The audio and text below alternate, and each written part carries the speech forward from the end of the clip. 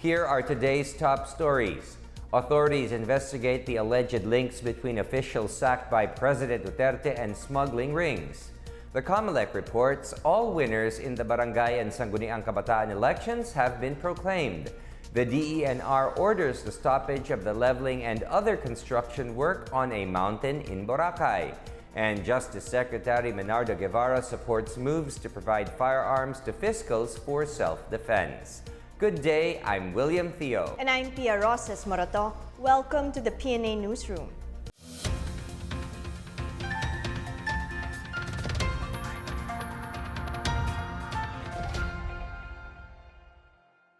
Authorities plan to investigate the alleged links of certain officials accused of corruption to a jewelry smuggling ring. President Duterte has also approved the filing of charges against erring officials. President Rodrigo Duterte ordered the investigation of government officials for alleged corruption. They are believed to be linked to a multi-billion peso jewelry smuggling ring. Greco Belgica of the Presidential Anti-Corruption Commission said they've been monitoring the investigation involving the Departments of Transportation, Finance, and Justice and the Bureau of Customs. He said the modus operandi of these syndicates is to contact government officials or the Customs Intelligence and Investigation Service to avoid paying the proper duties and taxes. Justice Assistant Secretary Muslimin Macarambon Sr. was alleged to have intervened in the transaction to reduce the 6 million pesos in taxes and duties to only 1.3 million. Other names included state prosecutors and officials of the NAIA and Customs Bureau. Belgica said that there are at least 8 syndicates smuggling jewelry into the country. They are reportedly smuggling an average of 10 to 15 million pesos worth each week. He said that the syndicates are also involved in illegal drugs and selling the jewelry in exchange for drugs. Belgica said the recommendation to file charges against involved government officials has been approved by the President. Meanwhile, Justice Secretary Menardo Guevara said his department will also conduct a separate investigation on the prosecutors named by the President. Guevara said that the Office of the Ombudsman will focus on the criminal aspect, while the DOJ will look into the administrative cases. For the PNA Newsroom, I am Miguel Hill. All winners in Monday's Barangay and Sangguniang Kabataan elections around the country have been proclaimed. Over 1 million candidates participated in the village and youth polls for the single barangay chairman and SK chairman slots and 7 each for barangay and SK kagawads. The poll body reports that some areas in the country have proclaimed winning candidates in the polls as early as Monday evening. COMELEC acting chairman Al Pareño had said that all the polling precincts were opened, which means that there was no failure of elections reported in any part of the country. Earlier, the Philippine National Police and Armed Forces of the Philippines also said that the polls were successful and peaceful. COMELEC spokesperson James Jimenez attributed the successful conduct of the polls to the vigilance of the public and also their partnership with other government agencies. The Department of Justice hopes to keep the Presidential Commission on Good Government and the Office of the Government Corporate Counsel under its wing following moves to abolish the 2 agencies. More in this report from Janice Cavin. Justice Secretary Menardo Guevara said he respects the move of the House of Representatives seeking to abolish the Presidential Commission on Good Government and Office of the Government Corporate Counsel to further strengthen the powers of the Office of the Solicitor General. Guevara, however, said he would want the PCGG and OGCC to remain in place under the wing of the Department of Justice. Currently, the OSG is attached to the DOJ because it provides legal services to the state, but will become a separate agency once the bill is passed into law.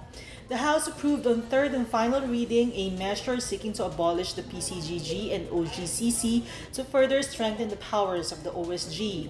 The Senate Committee on Justice, chaired by Senator Richard Gordon, does not favor the transfer of the powers of the PCGG to the OSG because he said such transfer is the quickest way to forget the recovery of the alleged billions of pesos of ill-gotten wealth of the Marcos family.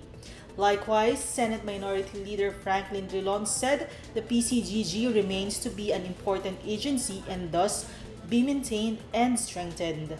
Solicitor General Jose Calida earlier said the proposed abolition of the two agencies would result in a leaner, cleaner government bureaucracy in a bid to effectively address the people's urgent needs.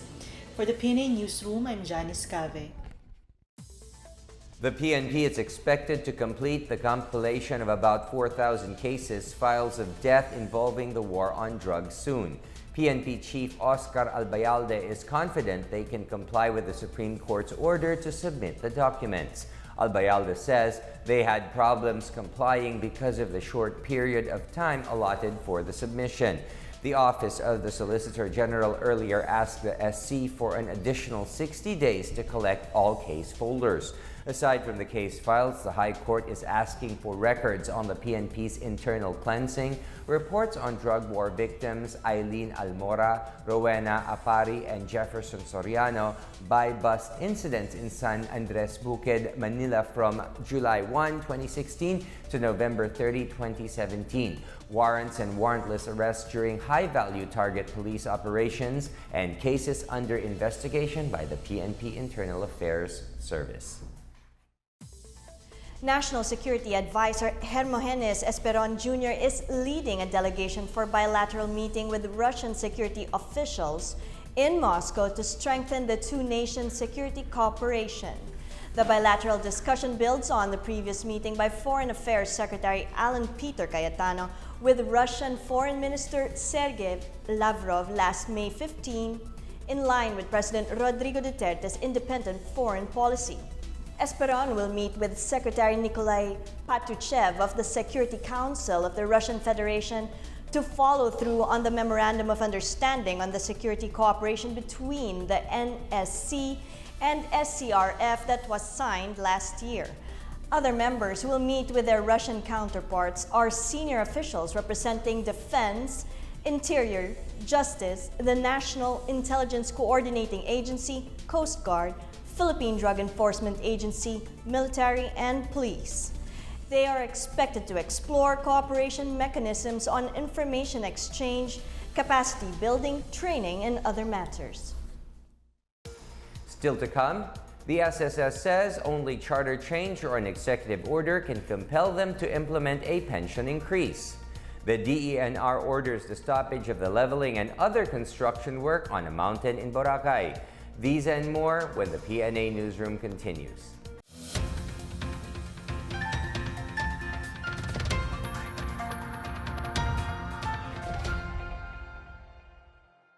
Ang Benham Rice ay opisyal nang tinawag na Philippine Rice simula pa noong 1 taon sa panukala ni Pangulong Rodrigo Roa Duterte para bigyan diin ang ating soberenya sa nasabing area at bilang Protected Food Supply Exclusive Zone ng ating bansa.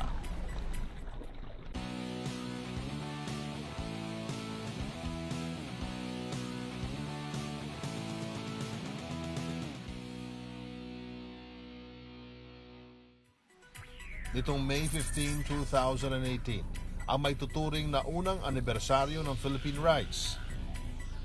Ang ilang opisyal ng ating pamahalaan ay naging saksi sa pagsasalita ng ating Pangulo tungkol sa okasyon na ginanap habang lula ng BRP Davao del Sur at sa pagpapadala ng 50 Filipino scientists para mag-explore sa Philippine Rice. Ang ating mga siyentipiko ay magsasagawa ng mapping survey, biological investigation and assessment of the coral reef and fishery stock hanggang Nobyembre ng taong kasalukuyan. Bilang highlight ng talumpati ng ating Pangulo, inatasan niya ang lahat ng kawani ng gobyerno, lalo na ang Coast Guard at Philippine Navy, na suportahan ang ating mga siyentipiko sa kanilang gagawing pagsasaliksik sa Philippine Rice. Nilagdaan din niya ang Presidential Proclamation na nagdedeklara sa ilang bahagi ng Philippine Rice bilang Marine Protected Area. Bahagi ng okasyon ang paglipad ng mga eroplano ng Philippine Air Force, ang pagpapakita sa ginagamit na bangka ng research team, at ang makulay na flag raising ceremony kung saan ang mga lumahok ay nagbuo ng human flag formation. Makasaysayan din ang kauna-unahang paglalagay ng boya o floating marker para ipaalam sa buong mundo na ang Philippine rice ay atin at pag-aari ng bawat Pilipino. Ito si Secretary Martin Andanar para sa Cabinet Report.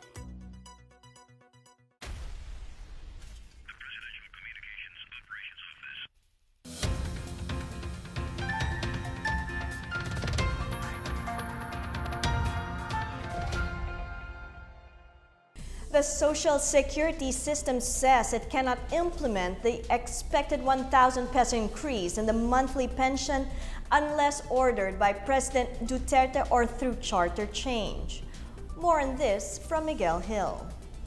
Only through the direct intervention of President Rodrigo Duterte by way of an executive order or through an act of Congress amending the Social Security Law of 1997 can pensioners hope to receive the 1,000 peso monthly pension hike promised them early last year. Social Security System President and Chief Executive Officer Emmanuel Dooc said that his office has neither the resources nor the legal mandate to simply hand out the pension increase despite the clamor of pensioners. President Duterte announced in January 2017 that he had given the go signal for a 2,000 peso monthly pension hike, the first tranche of which was immediately implemented. The balance of 1,000 pesos is supposed to be implemented by 2022 after the SSS has devised the mechanisms necessary to make it possible. Doc explained that the SSS released some 33 billion pesos just to make good on the first tranche of the pension hike in 2017. A much bigger amount is needed for the second tranche as the number of SSS pensioners increases by about 100,000 annually. For the PNA Newsroom, I am Miguel Hill. Trade Secretary Ramon Lopez hopes to find ways to expand economic relations between the Philippines and Papua New Guinea when he flies off to Port Moresby next week. Top economic managers from the 21 APEC member states are set to convene there to take part in the ministers responsible for trade meetings on May 25 to 26. The meeting was reportedly called to discuss how APEC policies must adapt to the challenges posed by rapid digital development, among other issues. Even before the APEC MRT meeting, Lopez met Papua New Guinea Prime Minister Peter O'Neill and Minister of Finance James Marape to discuss possible opportunities to expand bilateral trade and economic relations. Among the sectors which the two countries can jointly venture into include agriculture as well as oil and gas exploration. The DTI chief added the Philippines can export to Papua New Guinea products such as processed goods, electronics, machineries and equipment, packaging materials, and appliances. He also proposed for the Philippines and Papua New Guinea to have a joint economic commission. The jeepney transport sector in Baguio and Benguet is asking the Land Transportation Franchising and Regulatory Board for a 5 peso and 50 centavo increase in the minimum fare. Reynardo Bacoco, president of the Lourdes Dominican Jeepney Association, said the joint petition is from the individual associations in Baguio and Benguet, together with the Alliance of Jeepney Operators and Drivers Association in Baguio and Benguet. The petition is to increase the minimum fare from the present 8 pesos and 50 centavos for the first 4 kilometers to 14 pesos minimum and 2 pesos for every succeeding kilometer. This amount is based on the computation of transport operators considering the continuing increases in fuel, spare parts, and other supplies. He added that with Baguio and Benguet's terrain, the wear and tear of vehicles and fuel use is costlier. Last May 15, a public hearing was conducted at the City Hall, which was attended by the Department of Transportation. Bacoco said the petitioners were given 10 days from the hearing to submit additional documentary evidence to strengthen their claim for increase. The Department of Environment and Natural Resources, or DENR, has ordered a halt in the ongoing works in the reported flattening of a mountain in Barangay Yapak in Boracay Island, Malay, Aklan. The stop order was issued in compliance to the order of Environment Secretary Roy Cimatu to halt ongoing and new construction as announced during the closure of Boracay. Jim Sampulna, Regional Director of DENR in Western Visayas, said that Secretary Cimatu allowed only those involving the road widening projects of the Department of Public Works and Highways. Sampulna said the area of the mountain, which is identified as a timberland, is a titled property of Vista Land and Lifescapes Incorporated, the Villars Property Group, and another private firm. Since the area is private property, Sampulna said that all they can do is advise them and regulate the cutting of trees. He said that the firm is leveling the place because they are planning to build a condominium unit in the area. High-ranking New People's Army leader Elizalde Jinggoy Canete is reportedly recovering from his wounds following his arrest in last week's encounter in Bukidnon. Brigadier General Ernesto Torres, commander of the 103rd Infantry Brigade, says Canete is recovering from 6 wounds, including one on the head. He, however, remains under close medical supervision.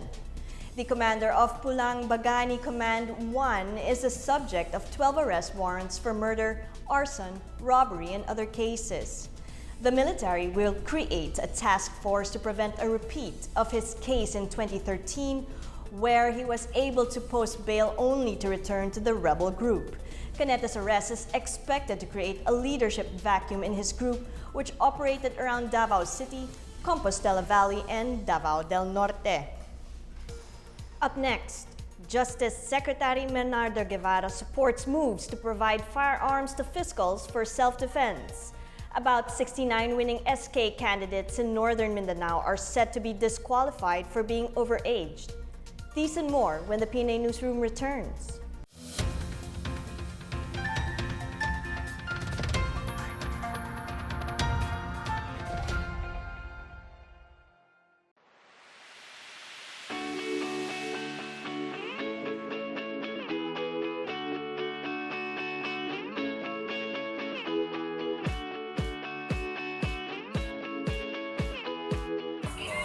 Para may safety, saka pag nawala man yung cellphone, di basta-basta magamit ng iba. Sumasang-ayon ako dito, nagkalat na din sa buong Pilipinas at sa mismong lugar ko yung paggamit ng iba't ibang paggamit ng pangalan ng ibang tao. So sa pamamagitan nito, malalaman ko kung sino yung kausap ko. Register na lahat ng SIM card sa Pilipinas para mag-waste na may masamang gawain. Payag ako kasi ang programang ito ay protection rin sa may-ari ng SIM card. Saka para na rin sa akin kasi marami akong prank callers, saka may tumatawag hindi nagpapakilala. So pag na-register ang SIM, nalaman kung sino na may-ari, saka alam kung kapag scam o hindi. For me po, oo, kasi kailangan po nila as a company na parang makuha po yung personal information natin kapag po kumuha tayo ng SIM card para po sa data po ng company.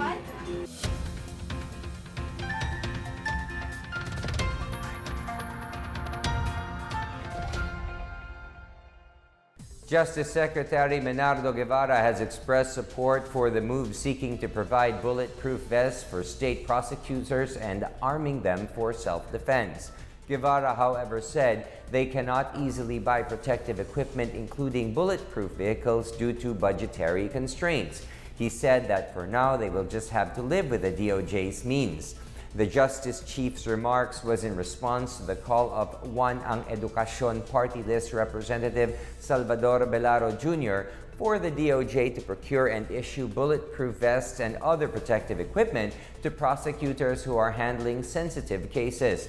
Guevara earlier ordered the National Bureau of Investigation to probe the killing of Quezon City Deputy Prosecutor Rogelio Velasco, who was ambushed in Barangay Holy Spirit on May 11. Velasco is the latest prosecutor to be killed under the administration of President Rodrigo Duterte, who is a former prosecutor himself. At least 69 Sangguniang Kabataan winning candidates in northern Mindanao may not be able to assume their position because they are beyond the allowed age when they file their certificate of candidacy. COMELEC 10 Regional Director Renato Magbutay said that once verified SK winners who turned out to be over the age of 24 on election day will have their proclamation suspended. A winner who has already been proclaimed cannot perform their function as SK chairperson or councillor. Magbutay explained that overage candidates were able to file their candidacy because COMELEC cannot turn away potential candidates, although election officers were instructed to brief the candidates on the age qualification rules.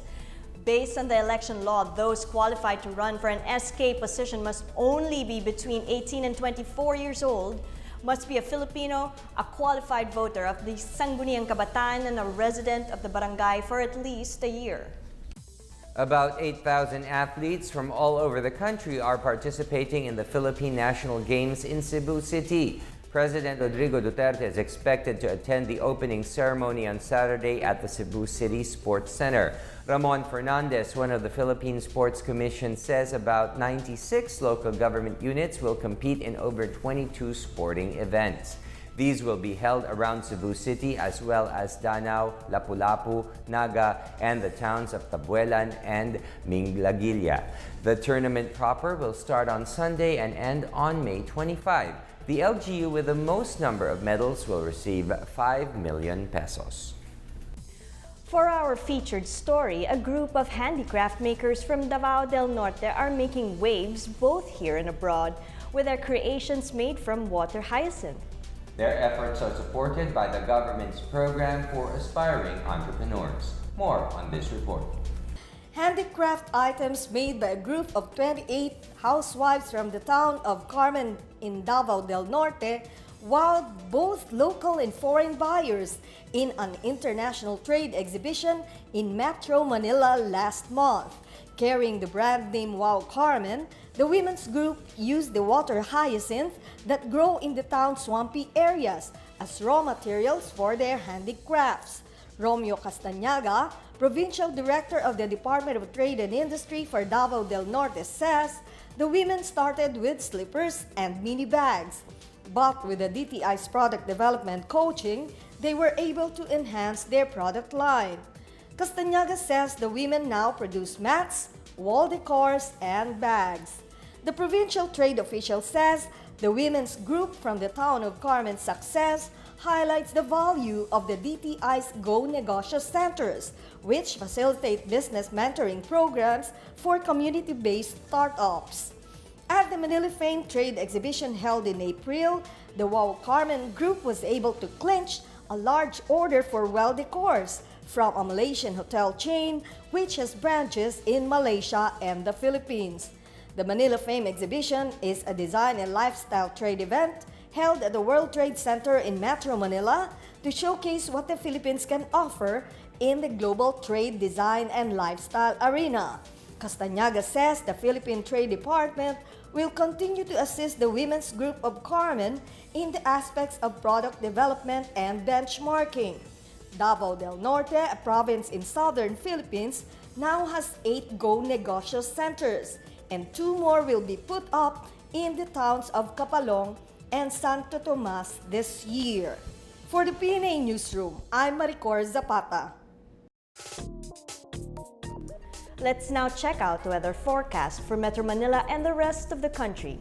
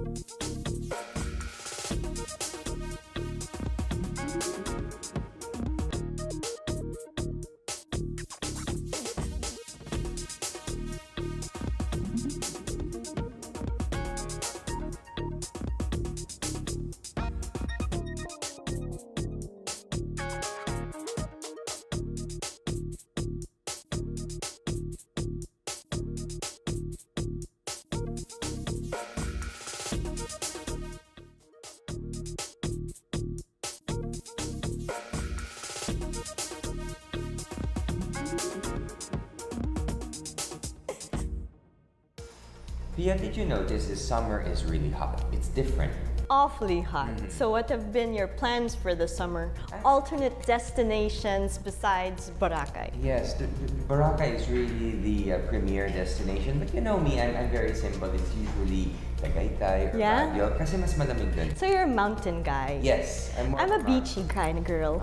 Okay, so since you're a beachy kind of girl, you have to, so what are the other alternate I places? love going to Quezon because I'm from Quezon province. So there are nice places to go to there. Of course, we're talking about Baler, diba? Yes. Surfing in Baler. Have you tried it? Should try it one I have a time. lot of friends who have great pictures, but if you want to go to somewhere near, like let's say you really only have the weekend, Tagaytay would probably be the best would be pick. the best. Yeah, you're right. We should go together one Okay, time. let's go together. There's a lot of food. Okay, happy weekend, guys. But here's another look at today's top stories.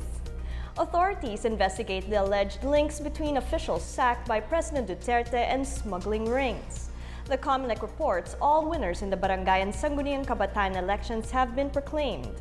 The DNR orders the stoppage of the leveling and other construction work on a mountain in Boracay. And Justice Secretary Menardo Guevara supports moves to provide firearms to fiscals for self-defense. Thank you for watching another edition of the PNA Newsroom. To check out these and other stories, visit the PNA website or follow the Philippine News Agency on Facebook and Twitter. For more stories about the government and how it serves the Filipinos, look for these hashtags in all of our social media platforms and websites.